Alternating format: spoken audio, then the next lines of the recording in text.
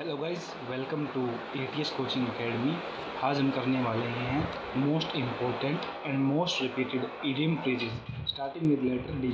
ये हमारी most repeated and most important idiom phrasing starting वाली जो सीरीज है उसके वोकैबुलरी के अंदर एक और नई वीडियो जो है ऐड ऑन होने जा रही है। तो डी लेटर से स्टार्ट होने वाले जितने भी इम्पोर्टेंट एसएससी पूछता है पिछले प्रीवियस ईयर्स के अंदर, वो मैं आप लोगों के लिए कराया हूँ। मैं आपसे पहले प्रोनाउंस करूँगा, फिर उसका हिंदी में मीनिंग बताऊँगा। आप इस वीडियो को ज़्यादा बार रिपीट करके देखिए ताकि आपको ये याद हो सके। तो चलिए शुरू करते हैं।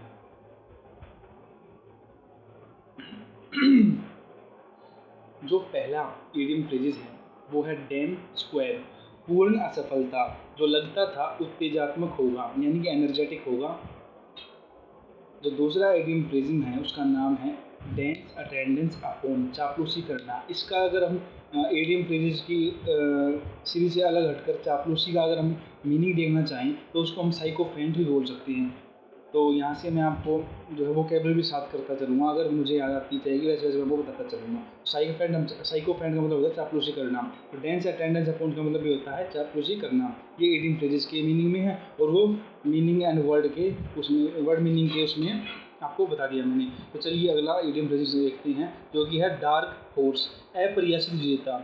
इसका अगर और शुद्ध हिंदी में बताया जाए तो इसका मतलब होता है कि ऐसा व्यक्ति का जीत जाना जिससे जीत की उम्मीद न की गई हो। Next one is day of recognising, जब भूतकाल में की गई गलतियों का असर दिखने लगे। डेड ब्रोक, दिवालिया या पैसे न होना यानी कि बिल्कुल भी पैसे न होना। बैंक करप्ट भी इसको हम बोल सकते हैं, इंसॉल्वेंट भी बोल सकते हैं। तो चलिए नेक्स्ट देखते हैं दोस्तों।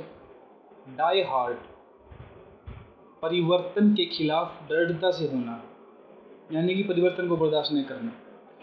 डिग वन ओन ग्रेव, ऐसा कार्य जो मुसीबत में डाल दे।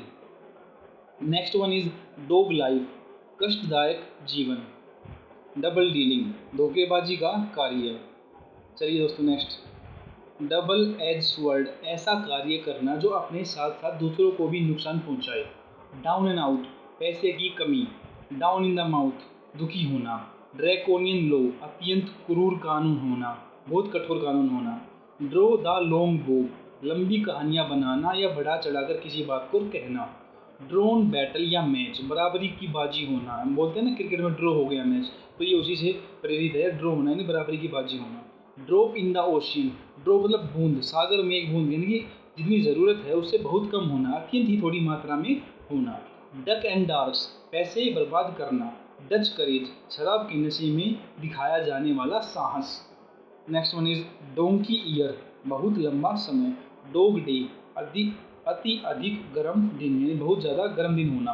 डेड रिंगर का मतलब होता है डुप्लीकेट होना यानी कि बिल्कुल ओरिजिनल से मेल खाता हुआ। 22 इज डार्क हॉर्स, हम कर चुके हैं। अप्रत्याशित विजेता, ये बार बार आया हुआ है इसलिए 2 बार ले लिया दोस्तों। डॉग्स लाइफ, कष्टदायक जीवन। डाउन टू अर्थ, सादा जीवन जीना, सादगी से जीना। डाउन एट हील, बुरी किस्मत या बुरा होना। डूम एंड ग्लूम, दुखी होना, निराश होना। ड्राइव अप द वॉल, किसी को गुस्सा दिला देना। Don't put all your egg in one basket, यानी इसका अगर मीनिंग देखा जाए तो सारी पूंजी को एक जगह पर नहीं लगाना चाहिए यानी कि सारे रिसोर्स को हम एक जगह पर नहीं रखें, सारी मनी को एक जगह पर इन्वेस्ट नहीं करना चाहिए। उसको इस सेंस में हम उसको याद कर सकते हैं। डेड इन द वाटर, उन्नति नहीं करना यानी डेड इन द बरीड यानी कि जो चीज़ है वो आगे तरक्की नहीं करेगी। ठंडे बस्ते में डाल देना, ध्यान नहीं देना। ये सिमिलर चीज़ें मैंने साथ में रख दिया है, डेड इन द वाटर और डेड इन बरीड। ठंडे बस्ते में डालना, ध्यान नहीं देना, आगे उन्नति ना होना। अगर आपको सिमिलर सा इसमें कॉन्सेप्ट दिख रहा है इसलिए साथ में इसको हमने मर्ज कर दिया है। Dip your toe in the water, किसी कार्य को बहुत ही सावधानी से करना, प्रिसाइज होना किसी कार्य को करने से पहले। डेविल ऑफ द टाइम, कठिन समय। डेविल एडवोकेट, तर्क वितर्क करना। Don't give the day job, इसका जो इडियम फ्रेज का जो मीनिंग होगा वो होगा कि आप जिस कार्य में पूर्ण परफेक्शन नहीं है आपको यानी जिस कार्य आपको अच्छी तरह से नहीं कर सकते, आप उसको प्रोफेशनली नहीं ऑप्ट करेंगे। डाउन इन द डब्स, दुखी होना। डू फॉर, कार्य करना। ड्रॉ अप, एक मैसेज देना। ड्रॉप ए लाइन, छोटा संदेश देना। डोंट the I's and cross the T's, बहुत ही सावधानी से किसी चीज़ को करना, या कहा जाए तो बहुत ही उसकी डिटेल्स के साथ उस किसी कार्य को करना। अगर देखा जाए तो उसका होता है dots the I's and cross the T's. Dig own grave, खुद को नुकसान पहुंचाना। डांस टू वन टून, हुक्म का पालन करना। डार्क हॉर्स, ये 3 बार आ चुका, मतलब मोस्ट इम्पोर्टेंट है, आप इसको जो है लिख लीजिएगा और याद कर लीजिएगा। मैंने इसको अलग कलर कर दिया, आपको एक PDF मिल जाएगा। डेड लेटर, कानून जो कभी लागू था लेकिन अब लागू नहीं है। डेड लेटर का मतलब जो है यानी अक्सर मर चुका है, अगर देखा जाए तो इसका मीनिंग देखा जाए तो अक्सर मर चुका है, लेकिन इसका जो रियल मीनिंग होगा कानून, ऐसा कानून जो अब लागू नहीं है, पहले लागू था। डोमशियल स्वर्ड, सर पर मंडराता खतरा या सर पर लटकती तलवार। डाई ए डॉग डेथ, लज्जाजनक मौत मरना, यानी अपमानजनक मौत मरना।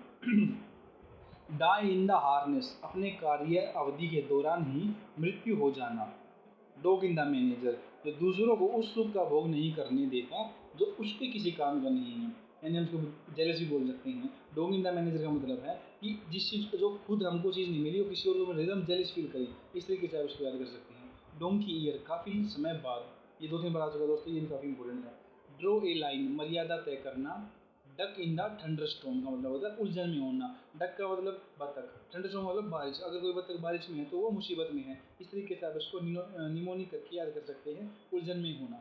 तो आज के लिए most 50 idiom phrases starting with letter D यहाँ पर ख़त्म होते हैं, और आप इसको वीडियो बार बार देख शेयर कर सकते हैं तो कीजिए, वरना इसको आप अपने तक ही रख कर याद कर सकते हैं। अगर इसकी PDF आपको चाहिए तो हमारे Telegram channel ATS coaching academy Telegram से आप इसको प्राप्त कर सकते हैं।